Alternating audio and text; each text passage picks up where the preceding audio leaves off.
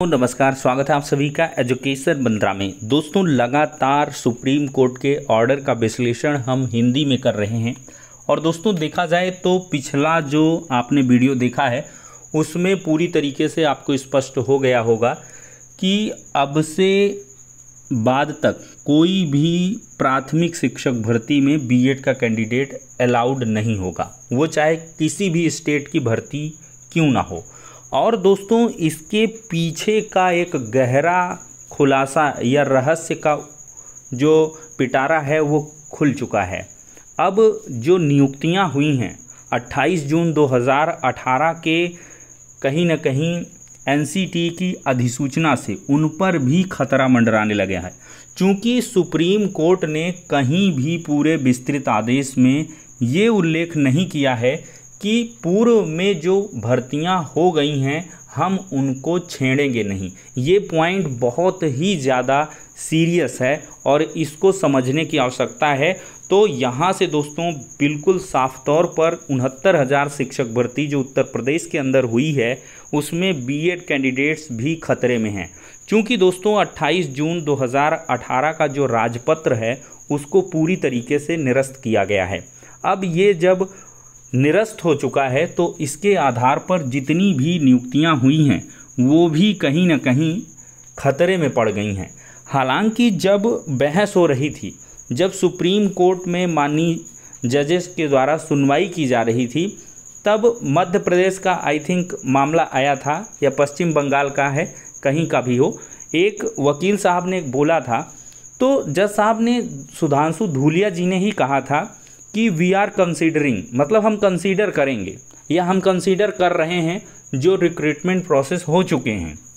लेकिन यहाँ पर जज साहब ने कुल मिलाकर ऑर्डर में वो पंक्ति का उल्लेख नहीं किया है।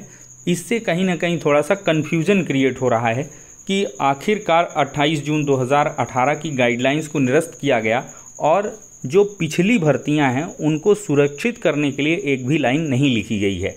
ये काफ़ी चिंता का विषय है और इस आधार पर जो भी इस गाइडलाइन से बेनिफिटेड कैंडिडेट्स हैं उनको एकजुटता दिखानी होगी। एक तरीके से अगर कोई विपरीत परिस्थिति आती है तो आपको मिलकर उसके बचाव के लिए अभी से तैयार रहना होगा। और दोस्तों, अभी देखा जाए जो ऑर्डर आया है इसमें कुछ भी आगे हो सकता है। आगे होने का मतलब ये है कि बीएड कैंडिडेट्स और बीटीसी कैंडिडेट्स के लिए कुछ भी देखने के लिए आगे आने वाले समय में हो सकता है, क्योंकि यहाँ पर जो ऑर्डर है उसमें साफ तौर पर जज साहब ने ये कहा है कि जो प्रोसेस है वो गलत तरीके से अडॉप्ट किया गया है। एक प्रॉपर प्रोसीजर को एनसीटी ने फॉलो अप नहीं किया है। एकेडमिक अथॉरिटी है और साथ ही साथ एक्सपर्ट कमेटी है, एक्सपर्ट ओपिनियन नहीं ली गई और बाबुओं की ये जो लेटरबाजी हुई है आपस में वो कहीं ना कहीं यहाँ पर गलत साबित हुई है। और देखा जाए तो ओरली एमएचआरडी जो है मिनिस्ट्री ऑफ एजुकेशन वो कह सकती है, लेकिन लिखित तौर पर सजेस्ट करना कि बीएड को शामिल कर लिया जाए या जो मिनिमम एलिजिबिलिटी है उसमें रिलैक्सेशन देकर 6 महीने के बीच कोर्स को इंसर्ट किया जाए और बीएड कैंडिडेट्स को रखा जाए, ये कहीं ना कहीं अनुशंसा केंद्र की थी, एमएचआरडी की थी। यही गलत है और जज साहब ने इसी को बार बार कोट किया है। और साथ ही साथ देखा जाए तो जज साहब ने बीएड कैंडिडेट्स की बहुत जगह पर एक तरीके से कह लें क्रिटिसाइज किया गया है कि जो बीएड कैंडिडेट्स हैं वो इनएलिजिबल हैं, मतलब अयोग्य हैं 1 to 5 में पढ़ाने के लिए। साफ तौर पर कुछ पैरा में ये भी कहा गया है कि कैंडिडेट्स जो है एलिमेंट्री एजुकेशन में नहीं पढ़ा सकते हैं, एलिमेंट्री एजुकेशन को प्रोवाइड करने लायक ही नहीं हैं। जबकि 6 to 8 अगर देखा जाए तो उसमें बीएड जो है एलिजिबल रहता है 6 to 8 की वैकेंसी में। यहाँ पर आपको दिखाना चाहेंगे a person who as a BEd qualification has been trained to impart teaching to secondary and higher secondary level of student, he is not expected to impart training to primary level students. मतलब उसको primary level students को पढ़ाने की कोई भी training नहीं दी जाती है। he is not expected to impart training to primary, लेकिन प्राइमरी स्टूडेंट्स का मतलब है 1 to 5 के स्टूडेंट, 8 के स्टूडेंट्स। तो यहाँ पर थोड़ा सा कहा जाए तो बीएड को इनएलिजिबल कहा गया है, बहुत जगह पर इनएलिजिबल कहा गया है जज साहब के द्वारा। यहाँ पर भी देखें, in our considered opinion therefore the direction of the central government dated 30/5/2018। यहाँ पर देखिए क्या लिखा है 28 June 2018 of NCD are violated of the principle as laid down in RT act. Not only this, the notification goes against the purpose and mandate of law which is to provide a meaningful quality primary education to children। तो मतलब साफ तौर पर जो primary education है children's की वो quality में होनी चाहिए। आरटी एक्ट यही कहता है क्वालिटी एजुकेशन उनको प्रोवाइड करनी है। और क्वालिटी एजुकेशन एक अनट्रेंड व्यक्ति द्वारा कैसे दी जा सकती है, ये क्वेश्चनिंग हुई है, क्वेश्चन मार्क लगा है, और इसी वजह से बीएड कैंडिडेट्स को बाहर किया गया है। ब्रिज कोर्स की ज़रूरत ही क्या है अगर आपके पास ऑलरेडी ट्रेंड जो कैंडिडेट्स हैं वो अवेलेबल हैं। तो ये बहुत सारे मुद्दे हैं दोस्तों, और इन पर जो है ध्यान देना ज़रूरी है। बाकी देखा जाए तो बीएड वर्सेस बीटीसी मामले में माननीय सुप्रीम कोर्ट द्वारा बीएड प्रशिक्षुओं को प्राइमरी से बाहर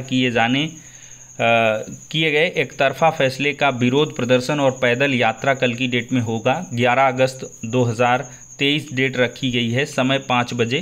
स्थान रखा गया है सुभाष चौराहे से प्रयागराज हाई कोर्ट तक। तो बैनर पोस्टर बीएड के अभ्यर्थियों ने तैयार कर लिए हैं।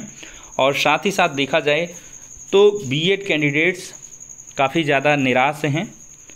और देखा जाए तो मेरा बार बार फोकस इस वजह से है, बहुत सारे लोगों का कमेंट मैंने पढ़ा है, उनका ये कहना है कि इतनी सिंपैथी आपकी जो है बीएड के साथ क्यों। मेरी सिंपैथी उतनी ज़्यादा नहीं है, न किसी के साथ है। शिक्षा मित्रों का कहना है कि हमारे साथ इतनी ज़्यादा नहीं थी, हम चैनल से जुड़े हुए थे।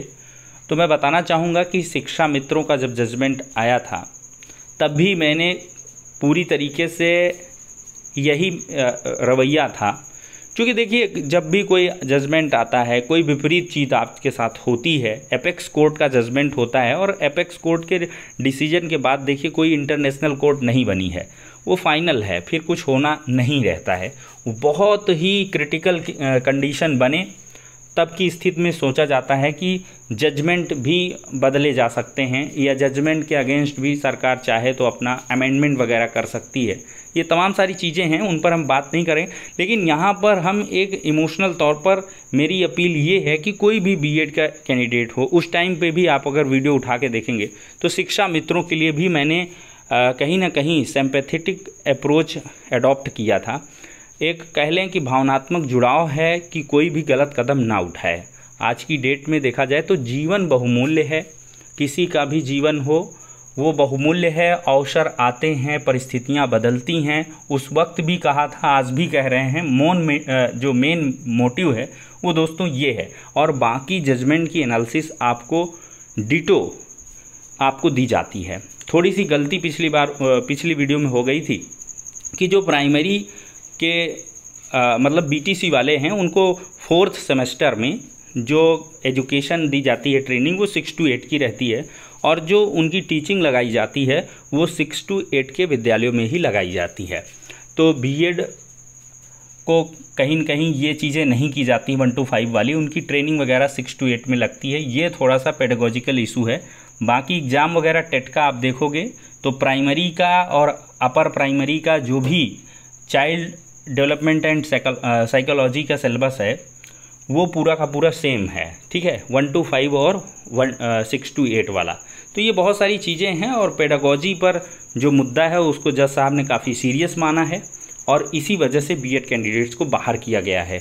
मतलब साफ तौर पर यही है, जो मोटे तौर पर लाइनें हैं उनको मैंने समझाया है। बाकी जजमेंट की लगातार जो एनालिसिस है वो की जा रही है। अभी भी कुछ पॉइंट्स आएंगे तो आप लोगों के साथ लगातार हम साझा करते रहेंगे। चैनल पर जुड़े रहें, बने रहें और पल पल की अपडेट्स पाने के लिए आप लोग ज़्यादा से ज़्यादा वीडियो को शेयर भी कर सकते हैं जिससे कि रियल ऑथेंटिक इन्फॉर्मेशन सभी तक पहुंच सके।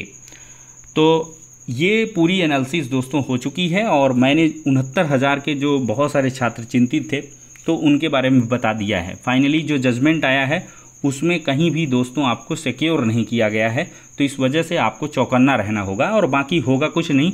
ये चीज़ मेरे हिसाब से मेरा इंटरनल कह लें कि जो एक्सपीरियंस है वो बोल रहा है कि सरकार प्रोटेक्ट कर ले जाएगी और प्रोटेक्ट करेगी ये पूरी तरीके से। और रामशरण मौर्य की जो एसएलपी थी उसमें ये डिस्कशन भी हुआ था और फाइनली जो है छेड़ा नहीं गया था, ये सारी चीज़ें हुई थी।